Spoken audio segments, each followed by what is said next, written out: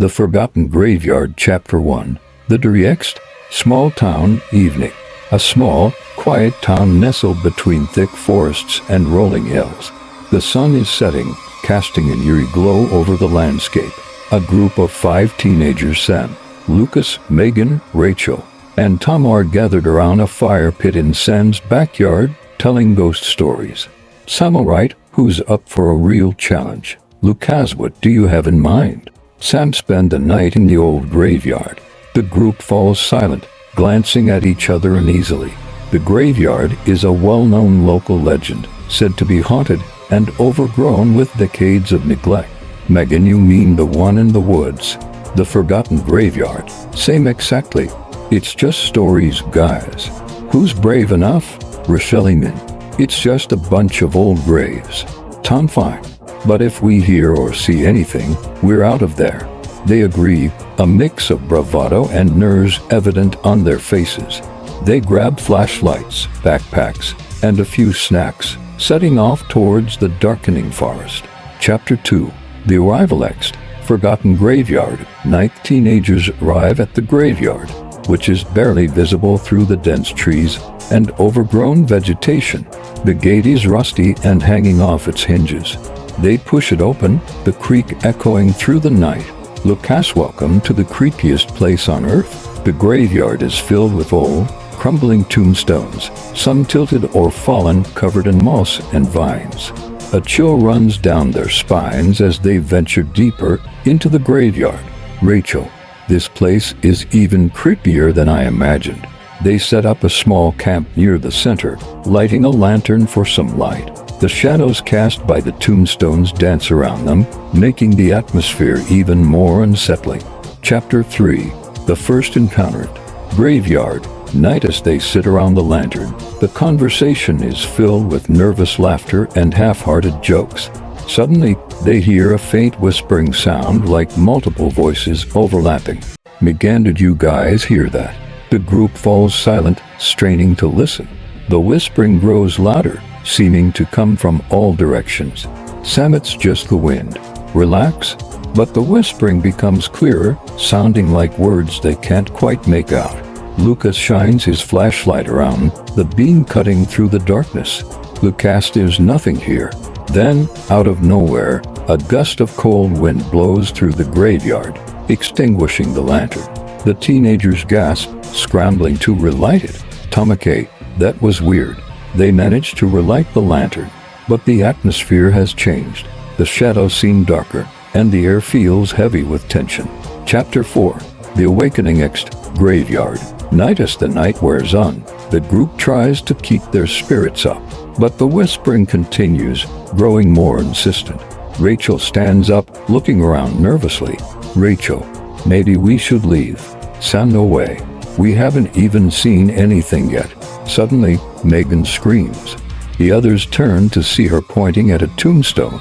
An ethereal figure is standing behind it, barely visible but unmistakably there. Megan, do you see that? The figure moves, gliding between the tombstones. More figures begin to appear, their forms shimmering in the moonlight. The teenagers huddle together, terrified. Lucas, what are they? Eerie voices fill the air, speaking in a language they can't understand. The figures move closer, their faces pale and eyes empty. Chapter 5. The Dark History. Graveyard. At night, spirits begin to surround the group, their presence overwhelming. One spirit, more solid than the others, steps forward. It is an old man dressed in tattered clothing, his face twisted in anger and sorrow. Old spirit, you should not have come here. SAMW, we didn't mean any harm. We were just curious. Old spirit, this place is cursed. The souls here are restless, their sins unforgotten. The ground beneath them begins to shake, and the tombstones tremble. The spirits start to wail, their cries echoing through the night. Tom, need to get out of here. As they try to flee, the spirits block their path. The old spirit reaches out to them. Old spirit, you must know the truth. Only then can we be free. Chapter 6. The Revelation. Graveyard. At night, teenagers are paralyzed with fear, but the old spirit's plea touches something inside them. They nod, agreeing to listen. Old spirit were sinners, all of us. This graveyard holds the souls of those who committed terrible deeds. Murderers, thieves, betrayers.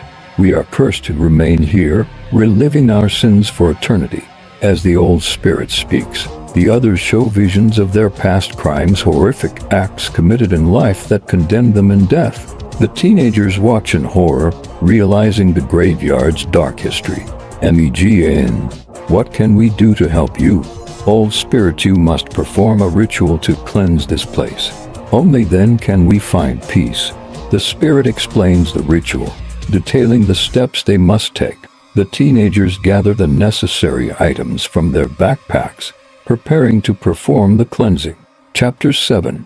The Cleansing Ritual. Graveyard. Night. The teenagers stand in a circle, holding hands. They follow the old spirit's instructions, chanting the incantations. The spirits wail louder, the ground shaking more violently. Sunny hope this works. As they complete the ritual, a blinding light envelops the graveyard. The spirits cry out one last time before being drawn into the light, their forms dissolving into the air. The ground stops shaking, and the graveyard falls silent. Chapter 8. Aftermath. Graveyard. Dawn. The first light of dawn breaks over the horizon. The graveyard looks different, less menacing, more peaceful. The teenagers, exhausted but relieved, gather their things. Rachel. I think it's over. They walk back towards the gate, the weight of the night's events heavy on their shoulders. As they reach the edge of the graveyard, they turn back one last time, seeing the old spirit standing alone. Old spirit, thank you. We are free. The spirit smiles, then fades away, leaving the graveyard empty and still. Chapter 9. Returning home. Small town morning. The teenagers return to town, the events of the night still fresh in their minds. They part ways, each heading home to process what happened. Sam's house. Morning. Sam sits in his room, looking at a photo of the group taken before the dare. He realizes how much they've grown and changed in just one night. Sam never again.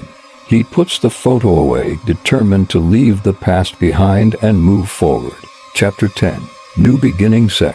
Small town, day life returns to normal for the teenagers, but the memory of the forgotten graveyard stays with them. They meet up occasionally, their bond stronger than ever. Lucastum never forgetting. Meganto. New beginnings. They clink their drinks together, knowing they've faced something truly terrifying and come out stronger on the other side. Fade out.